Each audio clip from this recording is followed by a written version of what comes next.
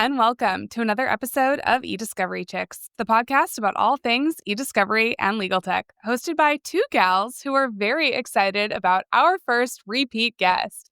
Anyways, we're your hosts. That's Bree. And that's Angie.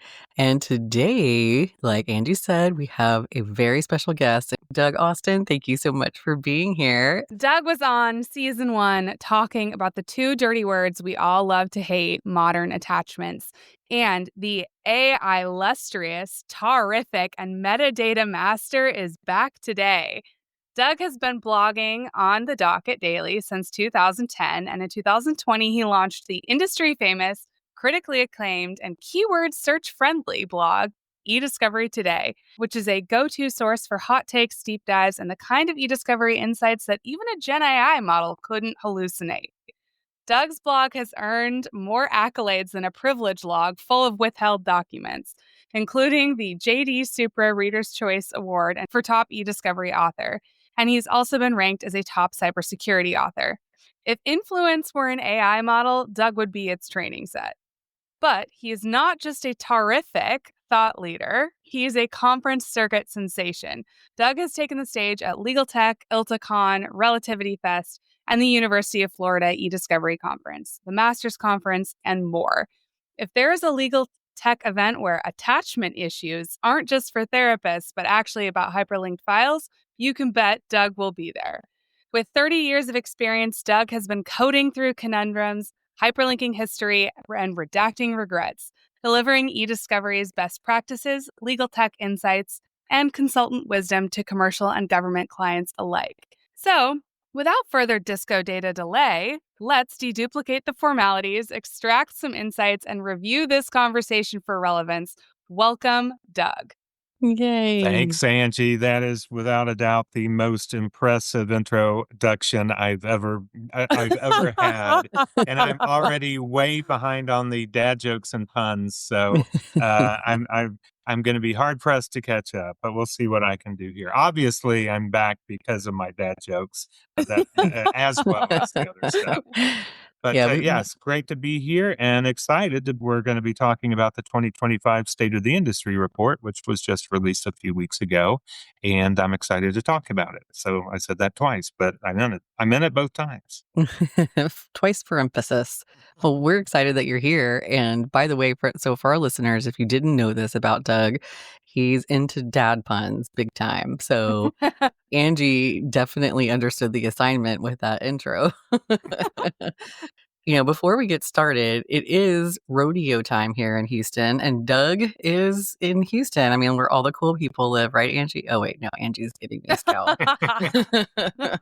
Are you into the rodeo shenanigans, Doug? Do you participate at all?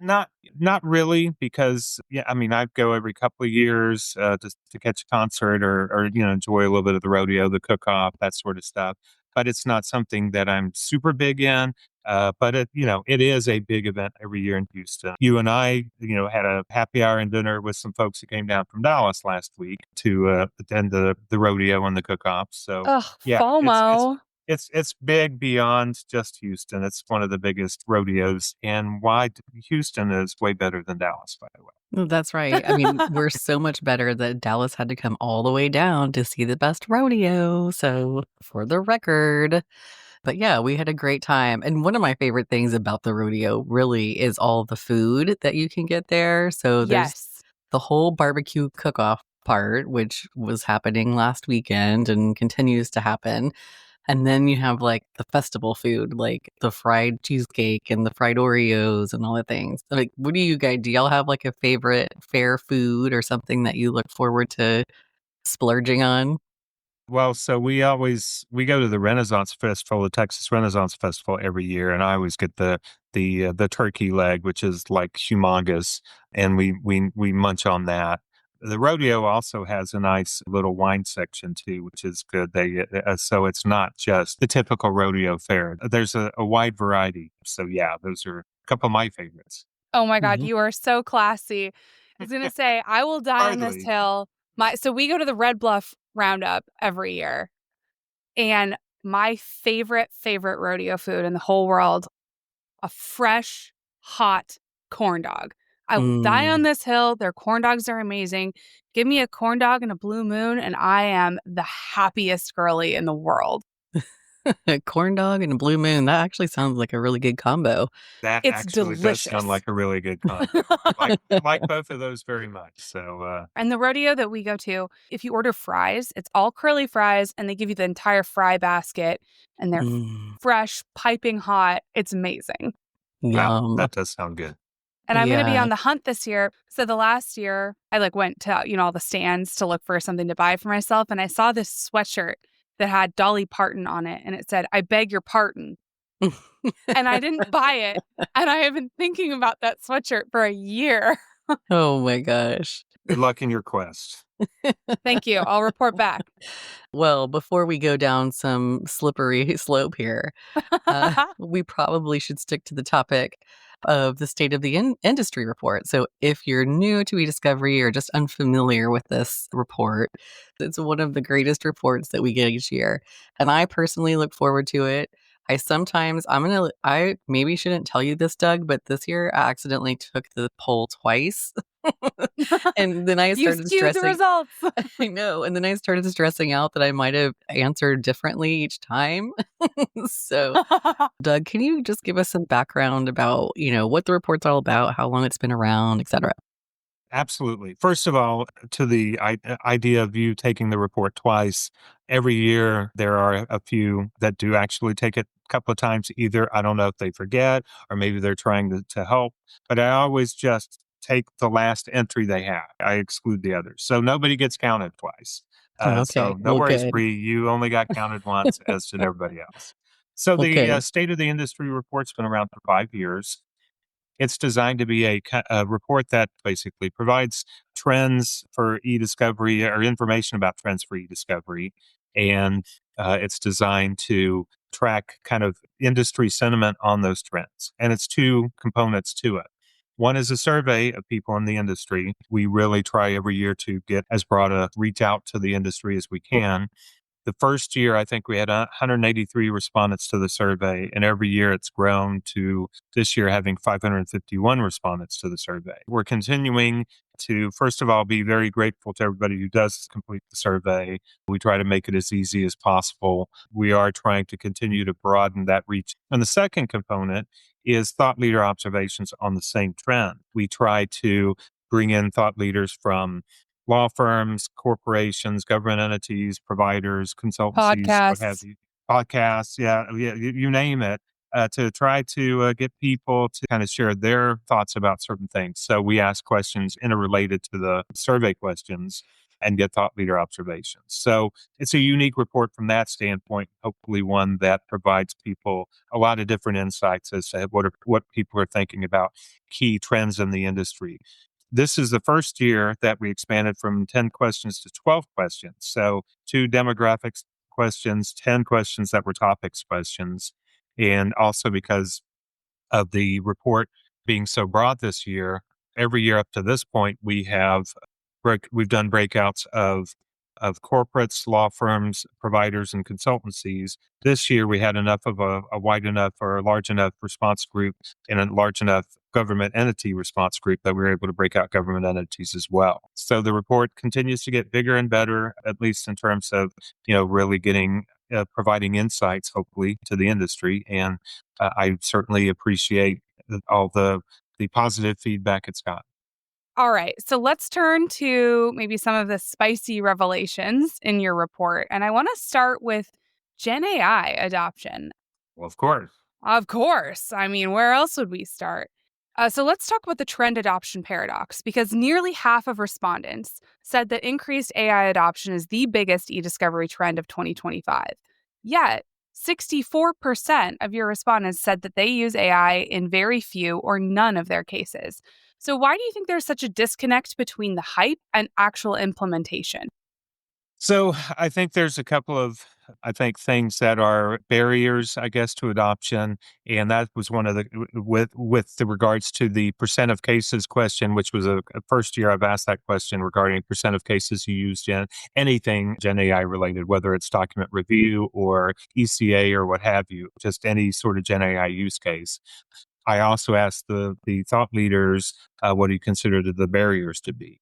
And the ones that probably came up the most were cost, because I think there's definitely concerns about the cost, which I think we'll touch on here in a bit. I also think it's natural for a new technology to be kind of a higher cost, initially, and then over time, as competition increases and as the technology becomes more efficient, the costs tend to come down. Trust is a concern because I think people, there's a lot of stories about hallucinations. People are concerned about the accuracy of what the models deliver. And I think that's still going to be one that's going to be a consideration. And then, of course, defensibility with certain aspects of the use of generative AI, especially like in document review. Are they going to have trouble defending are they going to have to defend the use of Gen AI in cases like they've had to do with TAR all these years? And I think that's one of the things that could be a barrier. But ultimately, I think the real reason between the disconnect, or the biggest reason, was when you really think about last year, it was kind of a mulligan year in a lot of ways, because a lot of the technologies that were announced in late 2024 went through a pretty extensive beta period through a good bit of 2025.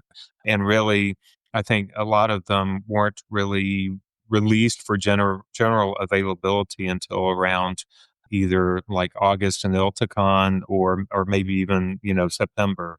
So I kind of feel like last year, it's not surprising a lot of people didn't actually use it on cases because it wasn't really generally available. A lot of the technology wasn't to use on cases. This year, it'll be interesting to see. If they're still not using it on as many cases as we think we should, then maybe these other potential barriers could be more significant than we think. By the way, last year I went out on a limb at ILTACon because I said I was going to be introducing this question in this year's survey. And I said next year's survey, over 50% of respondents would say they use Gen AI in all or most of their cases, some use case or another. And we're way off from that. So, yeah, I need people to use Gen AI in a lot more cases. Yeah, I'm wondering what your thought is about, just the know-how or the education or training standpoint when it comes to AI. Well, I mean, I think it's kind of on the one hand something that seems deceptively easy because people are playing with Gen AI models. Who's not done a little bit with ChatGPT, especially now since you can use it for free at least to do some things, and what have you. So at one level, I think it's a case where people almost feel like it's so easy and can do so much that they trust it too much. But on the other hand, how to use it right, I think that's going to be the question. Mhm. From an eDiscovery standpoint, I think the platforms have to provide guardrails to kind of basically say, here's the things you can do. Here are the things that we're going to try to provide some structure to it. And also, I think accompanying with that should be best practices for validating results. Whether you use manual review or TAR or Gen AI or a divining rod, whatever the case might be, you've got to, at the end of the day, you got to validate results. I think the best practices are just starting to emerge. And I think we're going to continue to see those develop. And I think that will probably help people feel more comfortable as we start to see some real world case study uses of it out there, more and more of those. I think people will be less concerned about it. Now, do you think that this time next year, anyone who is not using predictive coding should be tarred and feathered? Ah, Mm-mm, mm-mm. you know, That is I, I, not good. I think I could have predicted that, but in terms of a sample of your wit, that's we may have to go back for additional sampling. But um, there you go. Well, actually, one of the things that's interesting about TAR is that a lot of people, of course, are saying, well, Gen AI is going to maybe may replace TAR. The last 2 years, which I consider to be the 2 Gen AI years where Gen AI has really started to boom, the use of TAR has actually been up. And they're the only 2 years where the percentage of respondents who said they use it in all or most of their cases is greater than the percentage who said they use it in very few or none of their cases. Prior to that, the first 3 years, because we've asked that question all 5 years, the very few none group was larger than the all or most group. At least now, so far, it may even be giving it a boost. Who knows? We'll see. But definitely, I think that the handwriting's on the wall. You have to really take a hard look at using the technology and being more efficient for your clients. And I think that anybody who isn't trying to do that, or at least considering doing that, is doing themselves and their clients a disservice.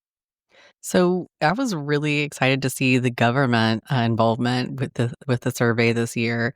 We know that that's typically been a very small portion of respondents. Do you want to mention that briefly? Yeah, it's been harder to get government respondents. This is the first year where I felt we had enough respondents to do a government breakout because I think, we had some more respondents. I really tried to kind of reach out to some government folks I know and say, hey, could you kind of help promote the survey? So I think that helped. And then, of course, the breadth of the survey respondents in general, I think, helped as well. So, yeah, this was the first year we've had a government breakout, which, of course, now, hopefully, if we can continue to do that, we'll start to see some trends from the government sector. Yeah. One of the things, obviously, we do get to see is a comparison of them versus the other respondent groups, at least for this year. To be fair, they might just have been FOIA overloaded. Oh, Boy, goodness. overloaded. Yes, indeed. I can see this is going to be Yes. a long I, episode. I, I might at some point have to submit a request that that you give me equal, time to come up with some good puns. Sitting here trying to answer questions, and you're probably over there. "Wait, I've got this one ready to go."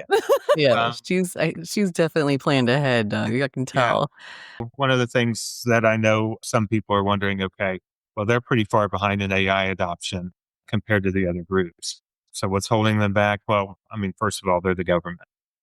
That's the government just tends to be based on, the what I've heard from my colleagues in government agencies or in companies working with government agencies, they tend to move much slower adopting technologies than anywhere else. In fact, if you look at their TAR adoption, that only 8.4% of government entity respondents used TAR in all or most of their cases, and 70.8% of respondents use it in very few or none of their cases. And TAR's been around for 15 years now. So, I just think that it's going to be one of those cases where they're just slow to adopt compared to everybody else.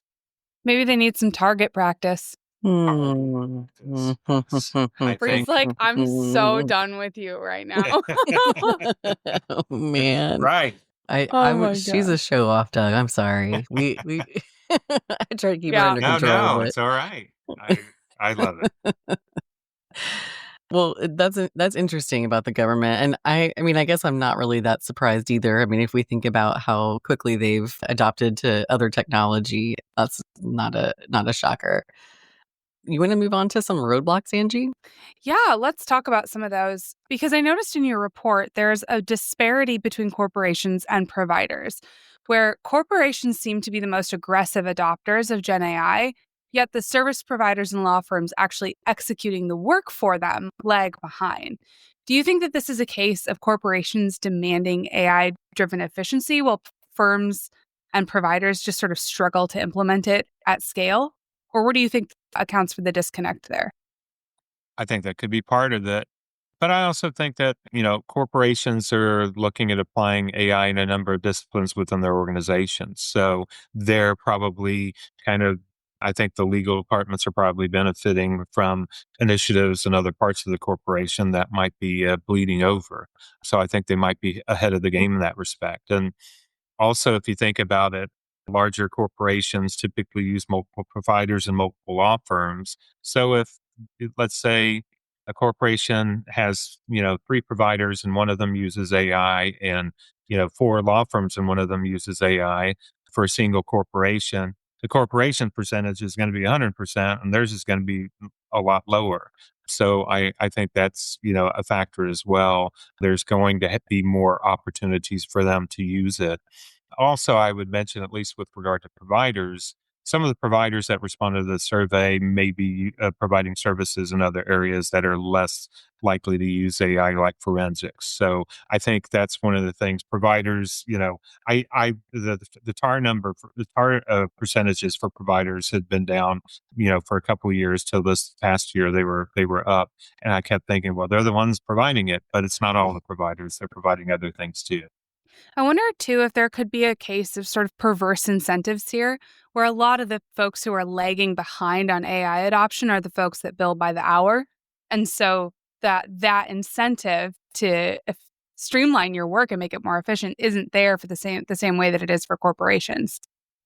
Certainly. I mean, I think that's one of the things that people are talking about. Is this going to be finally the death of the billable hour? I'm not sure it's going to quite be the death of the billable hour, but I definitely think that it's going to reduce reliance on billable hours. It has to. One of my partners today, I covered a blog post where they said they were predicting this year will be the death of outsourced document review.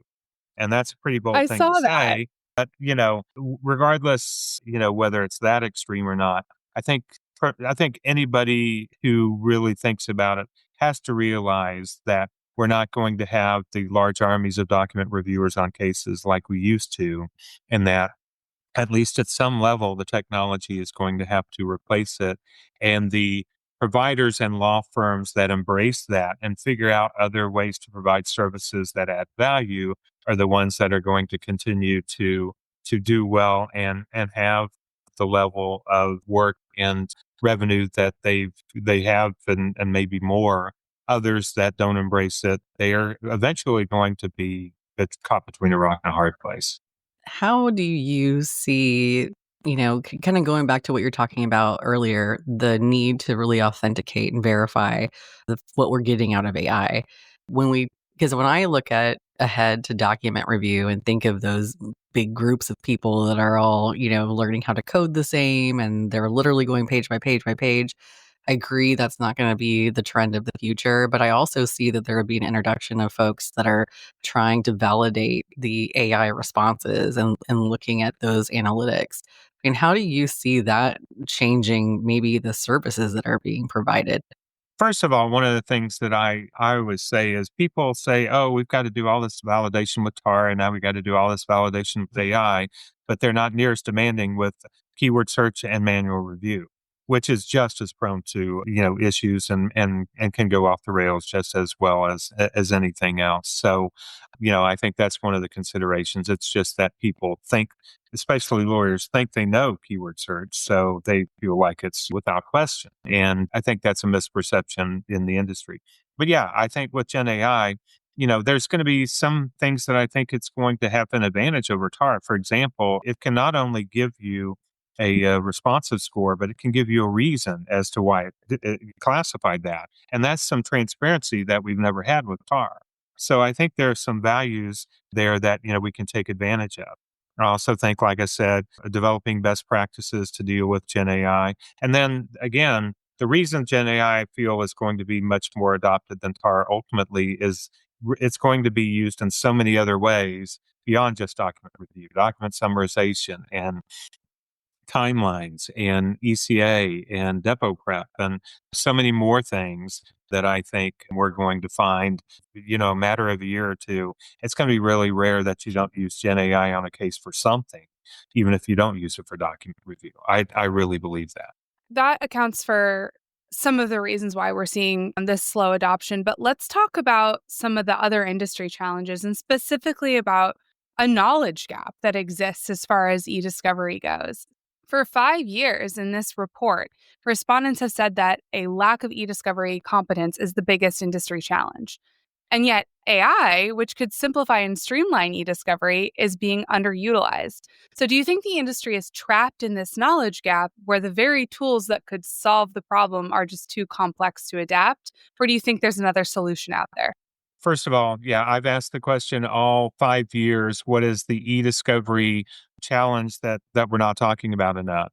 And all 5 years, lack of e-discovery competence has been the top choice by respondents in the survey.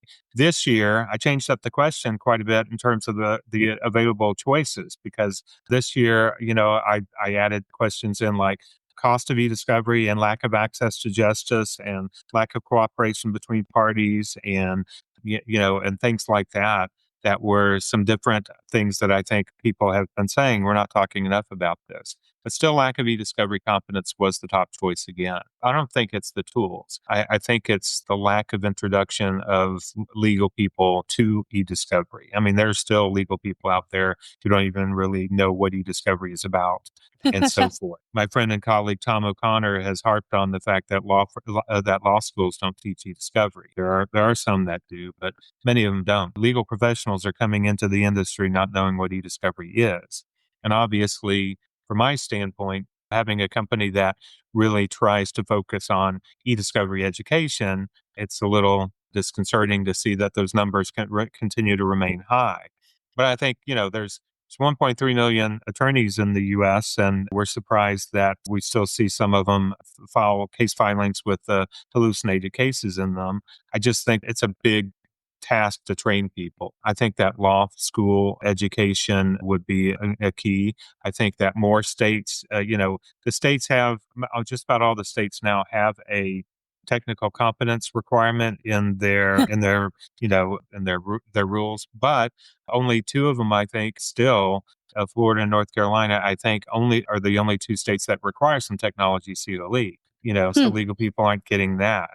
So I think those are some of the things that would be important. I mean, there's so much education out there, and I certainly, I work with a lot of partners who provide education, great educational resources. I work with ACEDS, I work with EDRM, who's really both great from an educational standpoint, master's conference. There's plenty of people out there trying to educate. It's kind of like, to use the analogy, if you build it, they'll come. Well, we built it. We just got to figure out a way to get them to come. I mean, there's plenty of stuff out there. And I don't think the tools are the problem. I think the tools, if people, really try to give it an effort, lawyers learned how to use iPhones. They can be A complicated. miracle. So, yeah, right. So, I mean, they can learn the tools. It's the want to, I think, that we've got to improve on. Yeah, and I know one of the biggest challenges that I hear on a daily basis is, can I trust AI? And I mean, for obvious reasons and on many different levels. But, when we talk to attorneys and we hear, I don't know where my data is going. I don't know how these models are being trained. I don't know if I can trust the outputs or not. But then on the flip side, we're also hearing, God, e-discovery is so complicated and there's so much data. I can't even wrap my mind around it. Are we kind of creating that damned if you do, damned if you don't situation where lawyers need AI, but they fear its lack of transparency? Maybe to a degree, but I mean, one of the things that I keep trying to push on is the capability it has to streamline workflows, and it's not that much to learn to take advantage of that. Obviously, I can understand there being concern about trusting the models. Of course, one of the things you mentioned, the black box, and I talked about the fact that Gen AI does provide some additional information in terms of how it classifies documents that TAR never has. But I also think that it's really just a matter of having a good approach to validating results. I've done project management kind of presentations. I've showed how easy it is to take a random sample of a set of documents and say you can do a 95% with a 2% margin of error kind of sample and only have to review like a few hundred documents to verify your results.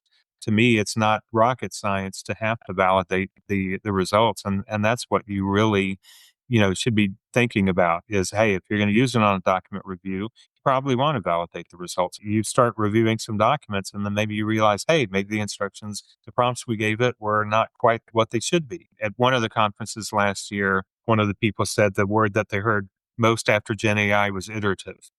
And it is a bit iterative, but I think that's the way to kind of get over that trust, factor is go through a cycle and if it's not quite where it needs to be, go, make some adjustments, go through the cycle again till it is where it needs to be.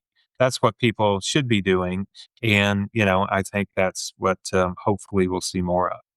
So we've been talking quite a bit about TAR in our comparison of AI and technology advances in the legal industry. So just for anybody that doesn't know what that means, it's technology assisted review. It's not actually the tar and feather that Angie was suggesting earlier. Oh God, uh, yeah. Sorry. We should have defined that up top. Oh but my God. we've seen the courts actually accept tar. And at this point, I think it's a pretty common and standard practice. And there is some validation, workflows, and standardization that has been agreed upon for the tar process. What do you think that looks like? And I'm asking this also in regards to your report, but also your expertise just in general, because we had earlier this year, we had an episode about deep fakes in the courtroom. And we talked a lot about the need for some sort of validation and authentication for these deep fake audio files and video files, and how there's really a hesitancy right now to do that. But in your mind, in your perspective, what does that look like to you? Well, a couple of different things.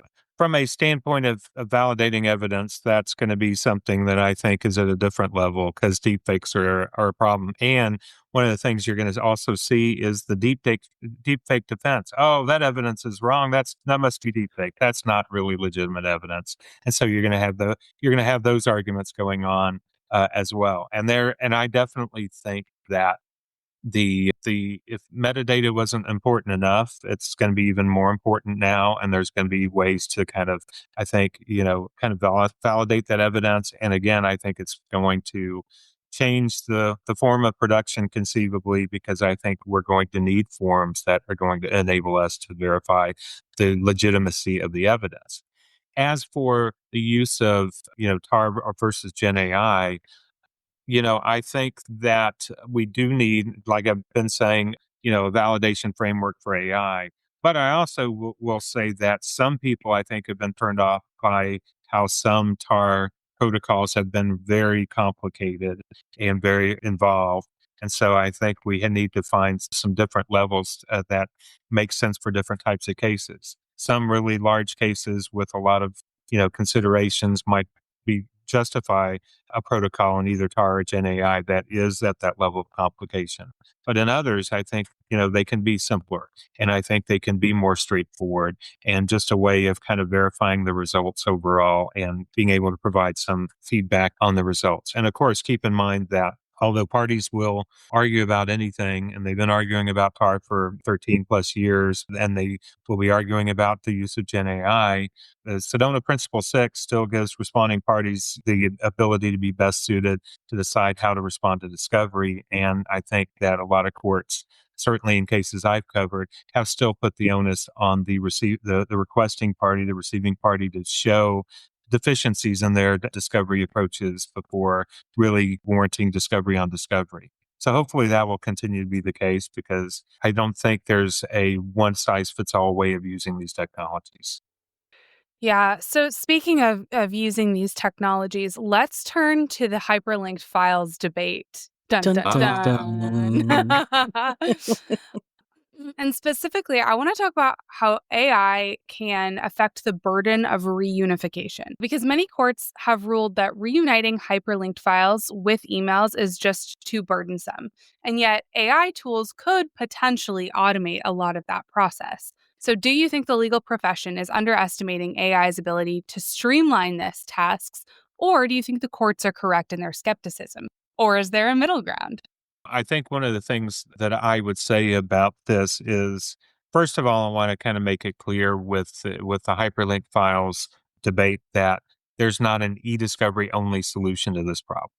Because, one of the things that I keep harping back to, and was one of the 5 assumptions that I originally published when we first started talking about the hyperlink files challenge, is that you can't collect what isn't there. This is a source ESI challenge, ESI solution challenge, and a e-discovery by design challenge, because, solutions are being developed without considering e-discovery downstream. So from that standpoint, AI can't help if the data isn't there. Now, it could help earlier in the cycle, maybe even at the time the evidence is created, if it's being used. But ultimately, I think the real challenge is to kind of address it more upstream and have either the source ESI solutions do it, or as I'll be talking about with one of my partners on a webinar later this week.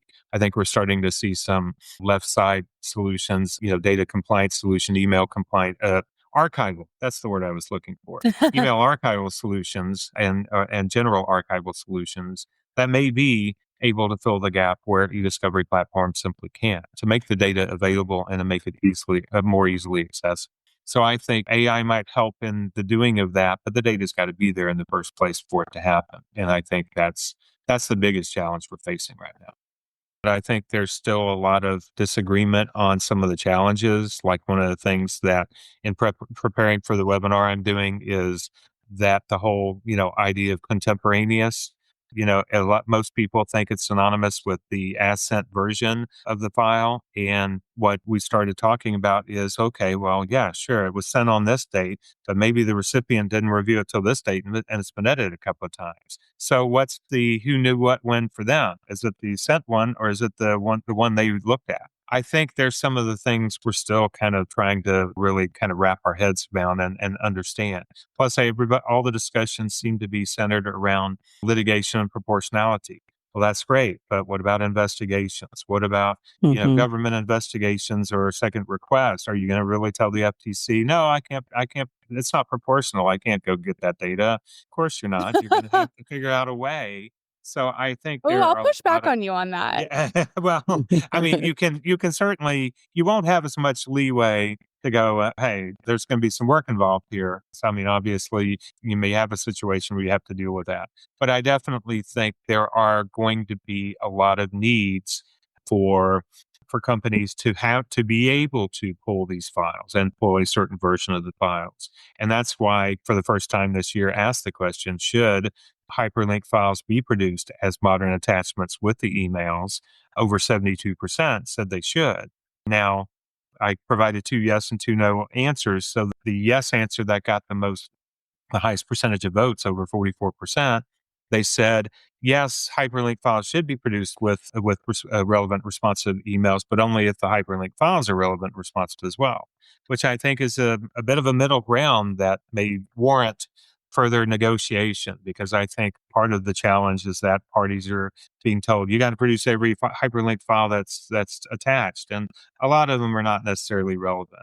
Yeah, I like your perspective that this might be a more left side of the EDRM question because the end user can go into, say, a Google Doc and see all the version history and everything like that, and then go back to the email and then line those two things up kind of manually. But it does seem like a left side of the EDRM problem to be able to do that en masse. Yeah, absolutely. To do it en masse, to make the data available in the first place. I think all of those things, there's plenty of times where the hyperlink file isn't available, or the rights have been revoked, or it's not a version you can agree on is relevant. Whatever the case may be, I think you have to address this challenge upstream, not downstream. Yeah, so let's talk about how this plays into some data fragmentation issues.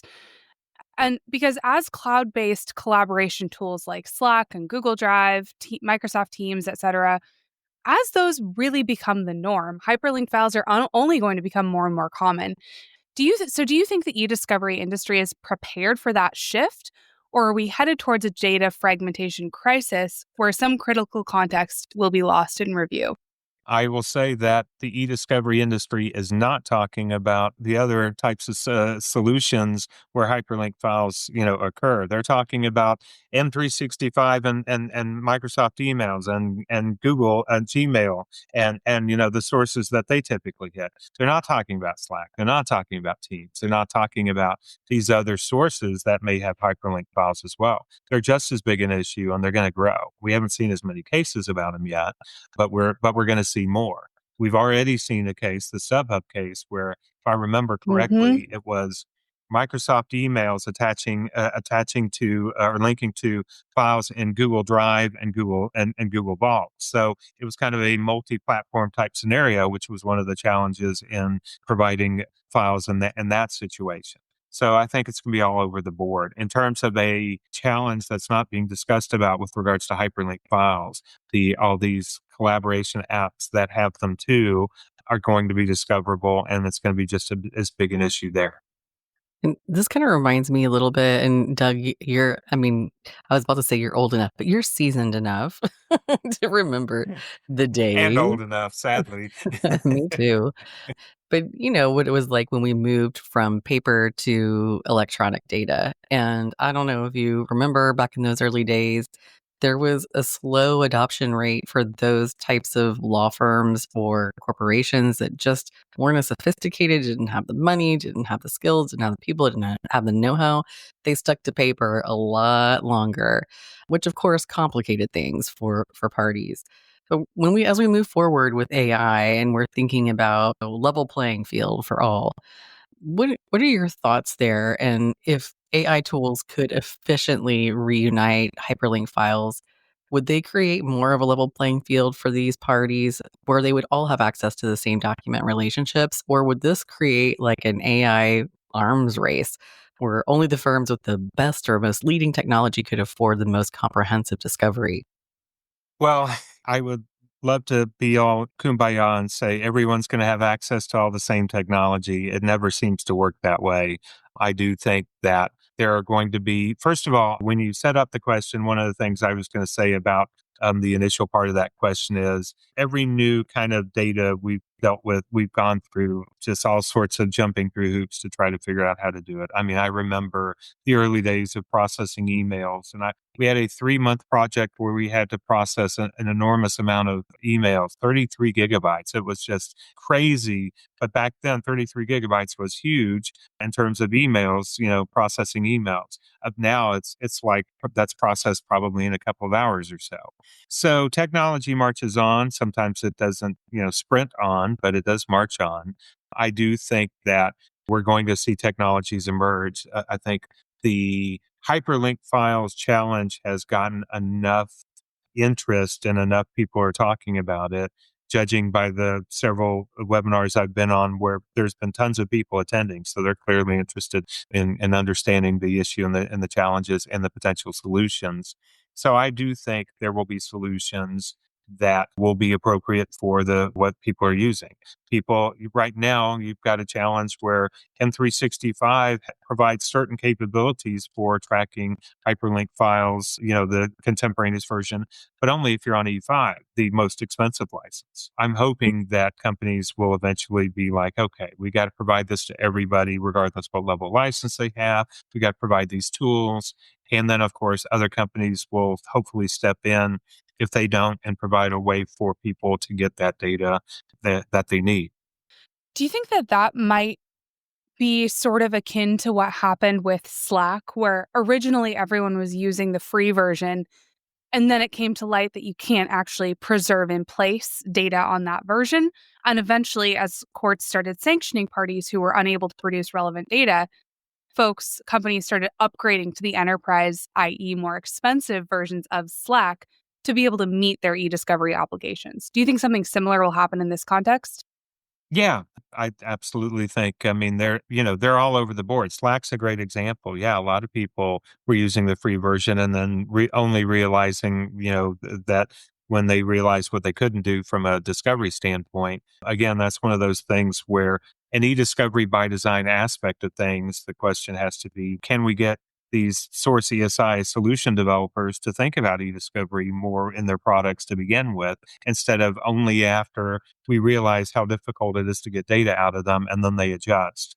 And Slack's prime example because, certain versions had different capabilities and people have had to adjust. And they do have an export that you can take and work with and what have you. And some I don't think are even that far along. So absolutely, I think that's one of the big problems. And one of my different soapboxes to stand on is e-discovery by design and getting people to think about e-discovery and developing their platforms from the get-go instead of just shoehorning it in when people run into problems, producing this data and discovery. So, one of our themes for this season is the value of cross collaboration across different organizations and industries. What I found is that oftentimes the tier of tool that is best for e-discovery is also best for information governance, information security, IT, etc. And so do you think that these upgraded systems pose a really good opportunity for folks from different disciplines to collaborate to find a solution that benefits everyone?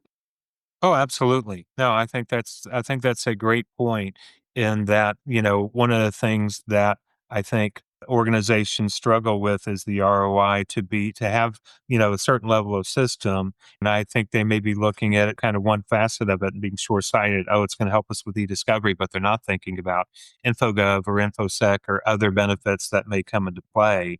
Absolutely. I think you want to feel that organizations will start maybe taking everything into account from a standpoint of evaluating these solutions and maybe being a little bit more open to solutions that can do more things, even if it does cost more. And hopefully they see the benefits. I mean, that's one of the reasons why at eDiscovery today, I cover stories across all these different areas because they all relate to eDiscovery. InfoGov does, data privacy does, cyber does, AI does, of course. So to me, they're all interrelated, and I think it's a landscape that you really have to understand much more than just what eDiscovery is.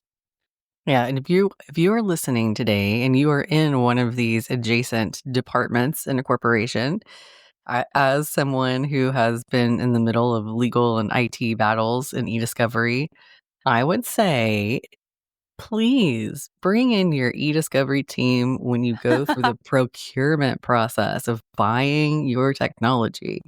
Because so many times it seems that eDiscovery folks are like, wait, what? We bought this? Like, does anybody know what we can even get from it? Would have been nice to have made some proactive choices there. So anyway, I'll get off my soapbox. There's your soapbox. Yeah. But yeah, no, that's a great point. eDiscovery, the legal teams, the eDiscovery teams are often kind of left out of the decision making. Then they're stuck. Then they're given what they have, and they're stuck with it. And then they have to create workflows that can get the best out of what they can. When they could have been part of the decision making, they could have gotten something that probably wouldn't have cost much more and could give them a lot Mhm. more capability and than they have. So absolutely, great point, Bree, for sure. Yeah. AI has been a popular subject to discuss this year, and I was so happy to see it in your report, Doug. Angie and I also get asked a lot of questions about AI. It comes into play in so many of our episodes.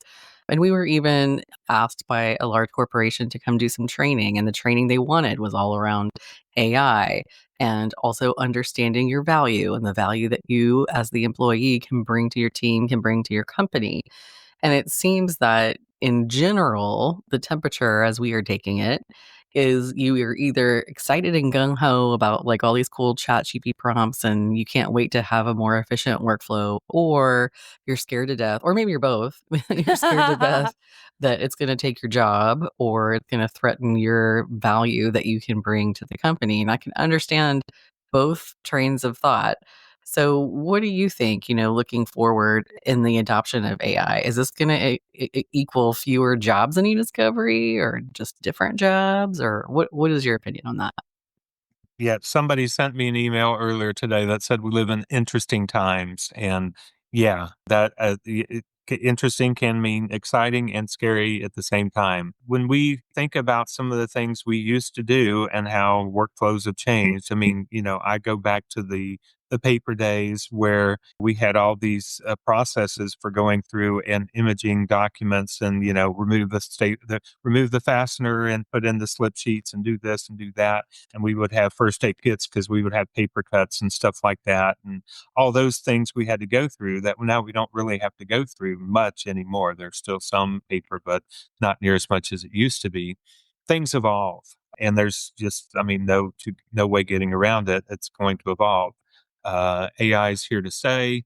It behooves people to really understand what the tools can do and to try to learn as much as they can about them. I definitely think that it's going to be what organizations are going to expect. They're going to expect companies to do things more efficiently. They're going to expect them to leverage technology. They're not going to expect them to do it totally without people because I don't think that's really realistic. But I do think that there's going to be shifts in how we do things. And so, yeah, I mean, I definitely think it's going to probably lead to fewer jobs in e-discovery, at least in certain areas, such as document reviewers. But it also does shift roles towards higher level strategic work. It also creates opportunities.